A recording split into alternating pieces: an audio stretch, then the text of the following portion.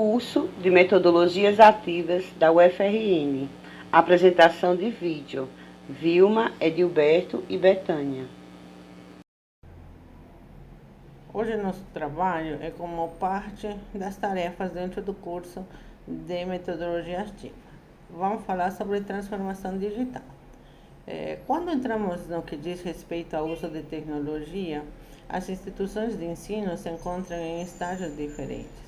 Apesar das resistências, as novas tecnologias e formas de pensar da educação têm invadido os espaços acadêmicos para ajudar nas práticas diárias dos professores e estimular o aprendizado dos alunos, que nasceram e vivem a transformação digital em todas as áreas de sua vida.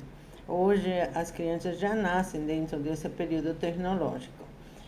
E esse fato e a rapidez com que os processos têm acontecido pode gerar estresse em pessoas que não nasceram nessa época.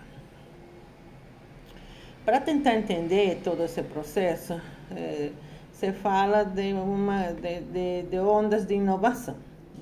Existem as grandes ondas de inovação que foram criadas pelo economista Joseph Schumpeter em 1883. Esta foi teorizada na década de 1940. As ondas de inovação são uma forma de entender como as mudanças tecnológicas e sociais afetam a economia e o desenvolvimento dos países. Segundo essa teoria, as inovações geram novos produtos, serviços e mercados, mas também eliminam aqueles que são antigos e obsoletos. Na representação gráfica de uma onda, para tentar entender esse processo, a gente tem uma linha que é horizontal, que é a linha do tempo, e uma vertical, que são os processos. Toda onda ele tem um ascenso, o início, o ascenso, o platô e o descenso. E ela se continua com o ressurgimento de uma nova onda. A subida de uma onda está relacionada a uma fase de prosperidade que é quebrada por uma recessão seguida de depressão e, por fim, um processo de melhoria que é o princípio de outra onda de inovação e logo de prosperidade. Essas ondas são divididas em 4 partes: P, R, D, E. Atualmente, já se fala de 6 tipos de ondas que têm acontecido nesse processo de transformação. A primeira onda, ela demorou, em média, essas ondas, elas estavam demorando de 50 a 60 anos. Mas agora a gente vê que essas ondas, elas sofrem processos evolutivos muito mais rápido e elas vão encurtando no tempo. Hoje se fala que demora em torno de 20 a 25 anos. A primeira onda é a onda a onda da revolução ou financeiro-agrícola, a segunda onda da revolução industrial, a terceira onda da revolução técnica, a quarta onda da revolução técnico-científica, a quinta onda da revolução das informações e das telecomunicações, e a sexta onda, uma onda hipotética de revolução tecnológica pós-informacional, onde já temos processos de internet, a transição das energias renováveis. E isso tem se acelerado quando aconteceu a pandemia de Covid-19. Reparem que o desenho dessas ondas cada vez mais é estreito. Se a gente faz uma representação gráfica desses processos, vemos que a transformação digital ela vem aumentando exponencialmente. Antigamente era um aumento linear. Então, tem acontecido que existem conceitos para explicar um novo mundo. A gente estava no mundo VUCA e ele tem se transformado ao mundo VANI.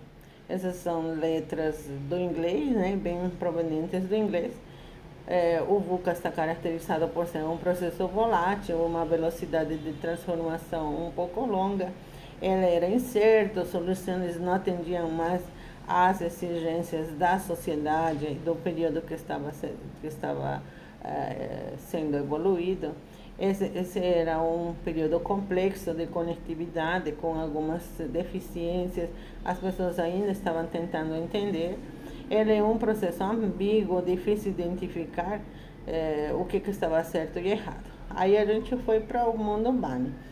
O mundo Bani, ele é frágil, existe uma impermanência, porque os processos são muito rápidos, eles se evoluem muito rapidamente. Isso pode criar ansiedade, medo do desconhecido. Ele não é linear, existe uma quebra da relação causa e efeito. Não temos como determinar qual será o efeito de tudo que está acontecendo. Ela é incompreensível, a capacidade de analisar fatos, conceitos, para explicar o novo mundo. E dentro desse processo, existem 3 eixos da transformação digital na educação.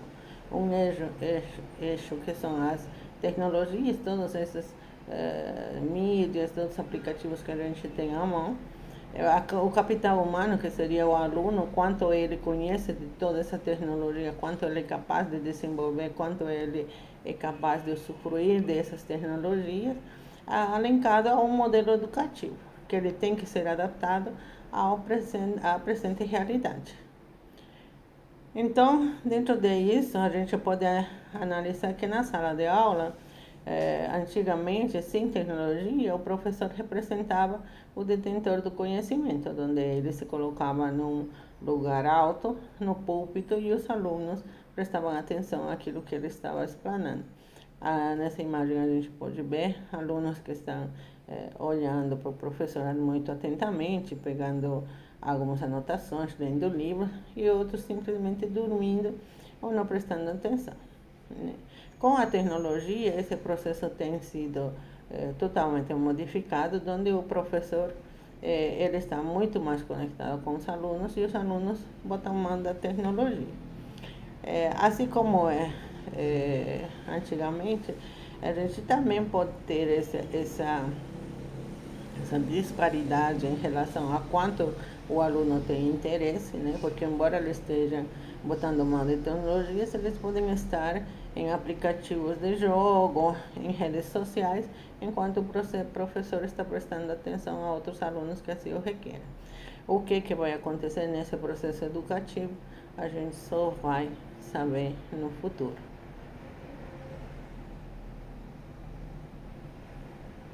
Vamos ver quais são os desafios da educação. Bom, então o homem, ele é um ser da linguagem, ele é um ser da transmissão do conhecimento, né? Nós temos aqui como, por exemplo, lá na caverna de Lascaux, né? O homem já fazendo uso do carvão para transmitir o conhecimento. Temos também a escrita cuneiformes, temos a imprensa de Gutenberg, temos agora as mídias, né, tecnológicas. Então, como é que a educação ela é dividida, né? No primeiro momento, nós temos a educação 1.0. Esse momento vai desde o século XII até a Revolução Industrial. Então, as características desse momento são, né, que eram, nessa época, eram um privilégio. Então, só quem estudava eram os nobres, eram os sacerdotes, como, por exemplo, nós temos aqui Lavoisier, que era um químico e também nobre. Temos Gregor Mendel, que era um padre, o pai da genética, né? Temos aqui que a educação, ela era dividida, né, entre o conhecimento científico e os dogmas religiosos. Então, temos como, por exemplo, Galileu, né, que teve que renegar o seu conhecimento por causa da religião. Era nessa época também que o conhecimento ele era centralizado no professor, na transmissão do conhecimento, na memorização, e foi nessa época também que criou-se as grades curriculares, né?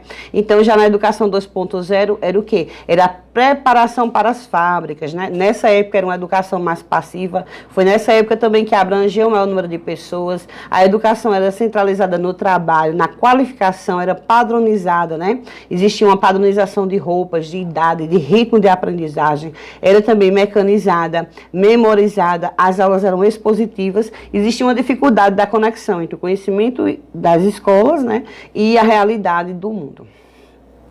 Na educação 3.0, é dessa época que vai surgir o quê? Uma educação mais colaborativa e tecnológica, né? Por causa da revolução digital. Então, é nessa época também que ela é mais centralizada no aluno. O professor, nesse momento aqui, ele é mais um orientador, né, desse processo de educação. Existe mais interação, mais questionamentos. A educação agora ela é mais prática, né? com o uso de habilidades práticas, aulas são personalizadas e é nessa época também que existe o quê? A inclusão, né, de outras pessoas com deficiência nas escolas. Na educação 4.0, essa educação ela tem mais abrangência, né? Porque ela vai ocupar mais espaços, como por exemplo o espaço digital, né? Um espaço de aprendizagem digital. Ela exige uma aplicação mais multidisciplinar, né? Como por exemplo no novo ensino médio, que a grade curricular, ela tanto é excluída como aluno, como ela é mais interdisciplinar, né? As aulas são transmitidas em conjunto, existe a realidade virtual, as novas mídias, o protagonismo do aluno nesse processo ativo, né, de estudo, de educação. As metodologias são mais ativas, existe o estudo EAD, as novas competências da BNCC, existe uma personalização do currículo, né, com base na escolha do próprio aluno, as habilidades de pensamento crítico, resolução de problemas, habilidades, né? Existe também a cultura make, que é a cultura do faça você mesmo, e na educação 4.0 existem pilares, né? São 4 pilares, né? Que é aprender a ser, aprender a conhecer, aprender a fazer e aprender a conviver. Então, são habilidades que abrangem os alunos no ambiente como um todo, né? Então, na educação 5.0, nós temos o quê? É nesse momento que existe a humanização e o foco é no ser humano e na sustentabilidade. O ser humano agora, ele é parte do todo, ele é responsável pelo todo. Ele pode interagir no mundo, em qualquer lugar do mundo, por causa das tecnologias, né? Então, o foco agora é sustentabilidade, o bem comum, as habilidades socioemocionais, as tecnologias digitais, resolução de desafios globais, engajamento, facilidade no processo ativo. As aulas são mais dinâmicas. O ensino agora é híbrido, ou seja, pode ser no espaço educacional da escola e pode também no espaço digital. E essa educação agora ela é personalizada, né? Então, quais políticas públicas vão nortear esse novo processo educativo, né? Aqui no Brasil nós tivemos várias, né? Como por exemplo, em 89, a inclusão do livro didático, né? A criação do Fundeb em 96, que é o dinheiro vem diretamente do federal para os professores, garantindo assim um bom pagamento, né? Em 98 nós tivemos o Enem, em 97 a grade curricular dos parâmetros, né? Tivemos o Bolsa Família, Piso Nacional para os Professores, Lei de Cotas, né? E nós temos também os programas que incentivam os professores, né? Como incentivo de aprimoramento dos professores na tecnologia, o PROINFO, o Programa Nacional de Informação da Educação, o programa Banda Larga nas Escolas, a Educação Conectada, são todos projetos ligados diretamente a essa interação da educação com o conhecimento, né? Então, nós temos o Plano Nacional de Educação, a Base Nacional Comum Curricular, a Educação Conectada, a Lei 14.533, né? A BNC, que é a formação dos professores, e nós temos o quê? Nesse momento aqui vamos ter 3 pilares, né? Que é os recursos digitais, que tem que existir nas escolas, né? Como, por exemplo, acessar a internet, os próprios salas digitais, né?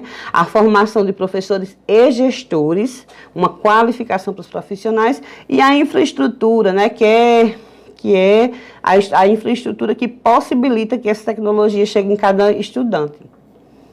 Então, nós temos também as instituições de ensino as instituições que avaliam esse processo de ensino, né? Então, o que acontece? Vão existir as estatísticas do ensino médico que vão causar o quê? Vão causar um reflexo no ensino superior e, consequentemente, no mundo de trabalho. Então, todos esses esquemas aqui, eles vão fazer o quê? Eles vão ter que ser analisados porque existe um reflexo na sociedade, né? Então, nós temos também aqui o CETIC, né, que é o Centro Regional de Estudos para o Desenvolvimento da Sociedade da Informação, né? Ele é apoiado pela Unesco, né? Nós temos também o CIEB, né, que é o Centro de Inovações para a Educação profissional brasileira, né, na questão da tecnologia. E quais são as visões, né? É a qualidade, né, a qualidade desse ensino, a equidade, ou seja, para todos, ser mais democrático, né? A contemporaneidade, ou seja, esse engajamento, esse protagonismo, né? Essa maneira mais ativa dessas inovações que vêm para benefício do estudante. E as melhorias de gestão, né? Que é os ganhos de eficiência nessas redes de ensino. Essas são as visões. Então, nós temos o quê?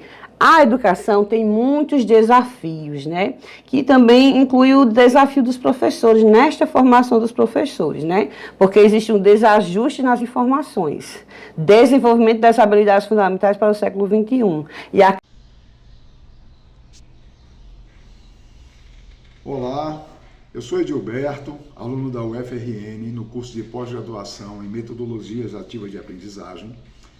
Esse vídeo é parte integrante de uma atividade do módulo de Educação Inovadora, módulo concluído com a mediação do professor Charles Madeira. E aqui falarei sobre o tema Competências para o século XXI.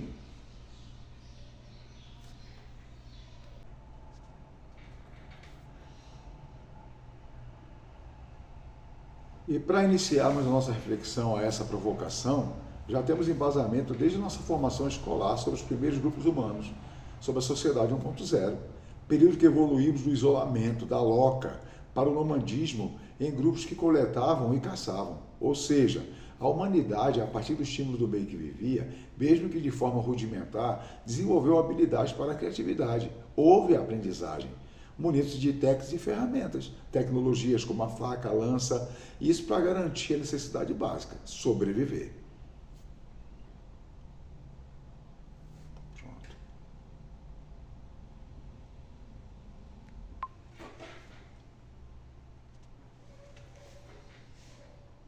E nesse processo de evolução na sociedade 2.0, pelas necessidades individuais ou de grupos, para a realização de diferentes formas de trabalho, as tecnologias foram sendo aprimoradas, obviamente com avanços na forma de comunicação, para o treinamento, de como fazer, métodos. Com isso surgem os símbolos e daí a escrita. E quando observamos na evolução da humanidade as diferentes formas de organização, cada vez mais nos certificamos que as tecnologias foram cruciais para a superação das limitações nas interações com o meio natural. E entre os grupos sociais também, a hierarquização e no processo de dominação pela detenção do conhecimento. Isso foi crucial. As tecnologias contribuíram para isso. Pronto.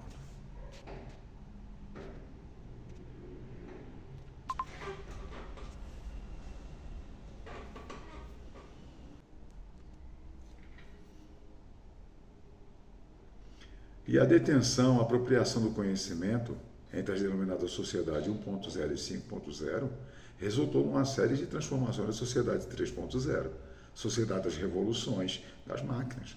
Acredito ser o modelo de sociedade mais marcante, porque foi impulsionada pela vanguarda filosófica e antropológica, que foi divergente do pensamento da época, ampliando de forma exponencial a valorização do humano pela ciência como produtor de conhecimento, resultando em novos modelos econômicos, novas formas de pensamento, novos valores, influenciando diretamente na forma de realização do trabalho, onde o ensino pela repetição, a mecanização do trabalho, evoluiu do braçal para o operacional, e do operacional para o trabalho intelectual criativo, com o ensino por metodologias que estimulassem as habilidades cognitivas.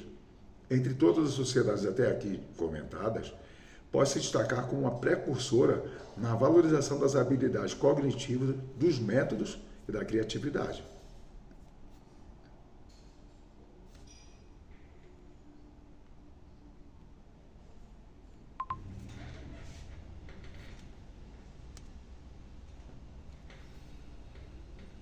E assim avançamos gradativamente do modo de produção pelo trabalho humano da sociedade 3.0 para a sociedade 4.0, né?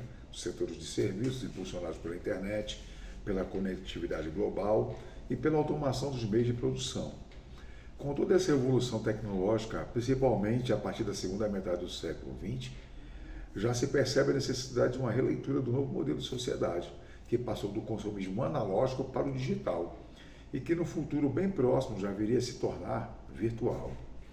E a educação, no esforço de acompanhar essa transformação social, vem se adequando com novas legislações, políticas de inclusão, parâmetros reorganizados, e utilizando uma linguagem bem contemporânea. Digamos que a escola assim, né, navega muito lentamente nessa vibe, né, precisando então se atualizar.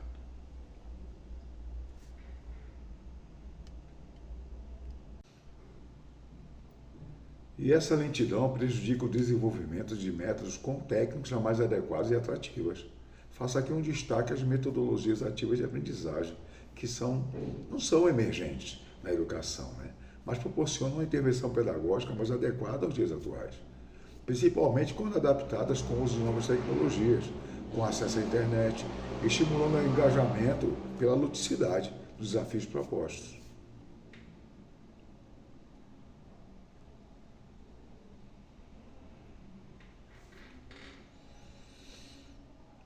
E essa lentidão prejudica o desenvolvimento de métodos com técnicas mais adequadas e atrativas.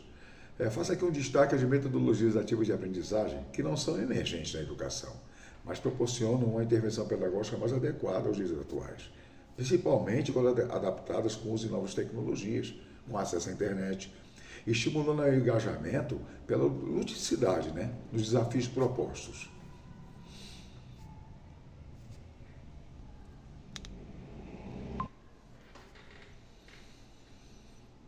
E temos como exemplo o período de distanciamento, né, escolar causado pela pandemia. Ficou constatada a necessidade de pôr em prática as técnicas e metodologias ativas de aprendizagem apoiadas nas novas tecnologias, no proposto de, no pro,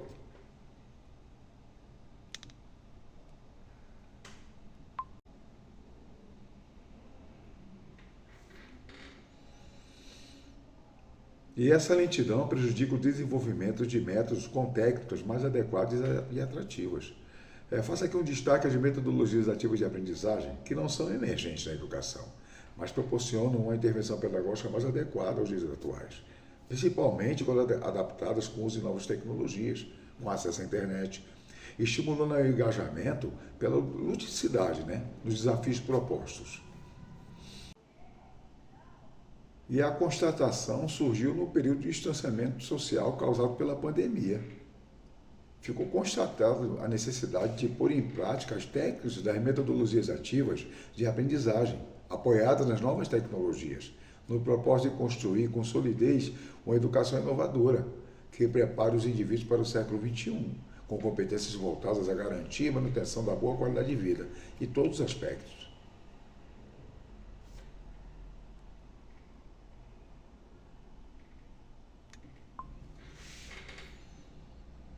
E com a necessidade dessas novas competências, né, para o século XXI, é a necessidade também de adequação a esse conceito emergente que nós temos agora, né?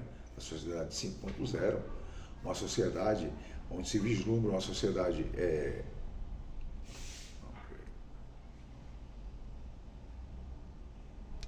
metodologias ativas de aprendizagem, apoiadas nas novas tecnologias, no propósito de construir com solidez uma educação inovadora, que prepare os indivíduos para o século XXI, com competências voltadas à garantia e manutenção da boa qualidade de vida, em todos os aspectos.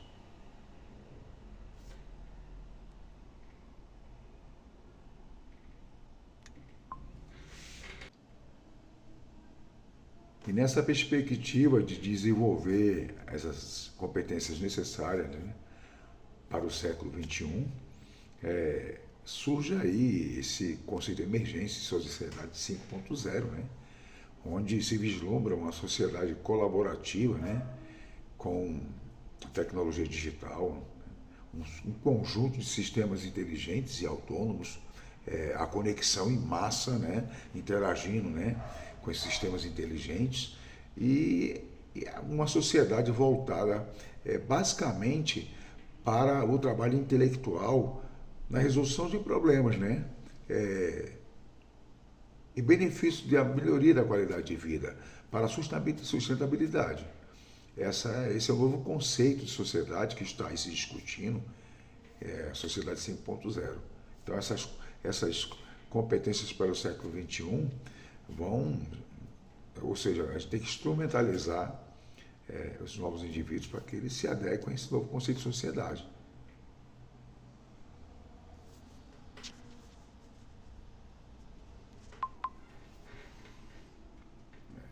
Vale destacar que atualmente existem várias áreas da ciência que dão suporte. Eita!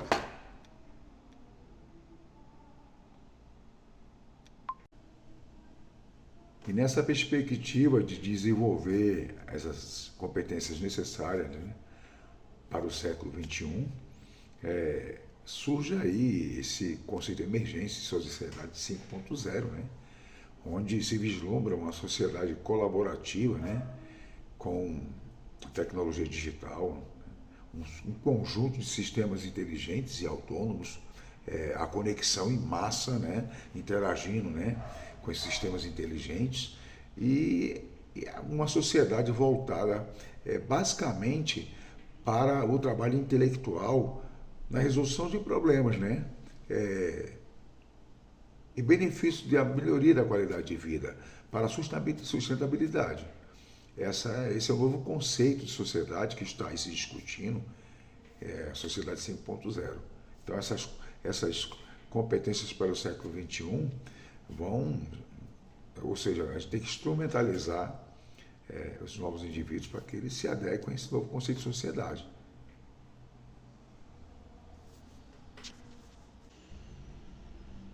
Vale destacar que atualmente existem várias áreas da ciência que dão suporte à educação, como a neurociência, afirmando que o processo de modificação cerebral ocorre desde a primeira fase da vida, no núcleo primário, que é a família, que reproduz valores do modelo sistematicamente padronizado, desprezando, de certa forma, a subjetividade humana, em detrimento do padrão incutido na formação escolar dos indivíduos.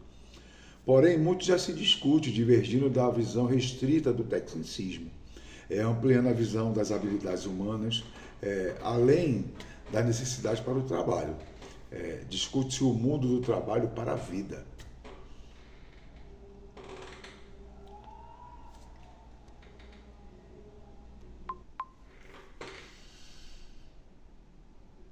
E para que sejam promovidas as habilidades para a vida, deve-se considerar na formação dos indivíduos. Minha Nossa Senhora, que é isso?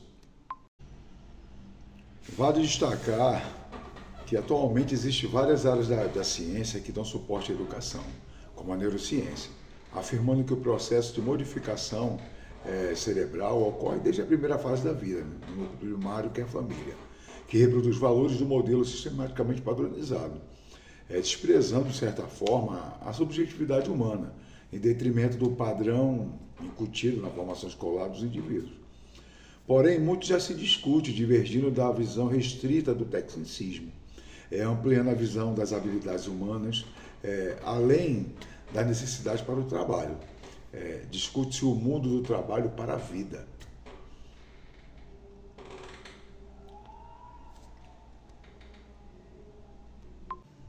E para que sejam promovidas as habilidades para a vida, deve-se considerar na formação do indivíduo os aspectos formativos para a autoconsciência, a autoeficácia e consciência social.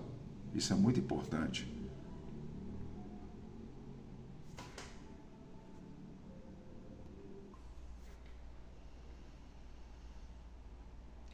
E conjuntamente nas instâncias deliberativas, que o debate na construção dos planos de educação seja iniciado pela avaliação da prática do currículo escolar, reorganizar a dinâmica pedagógica para o diagnóstico e aprimoramento das habilidades que os tornem indivíduos resilientes para a aprendizagem, competentes para o ensino conforme a orientação,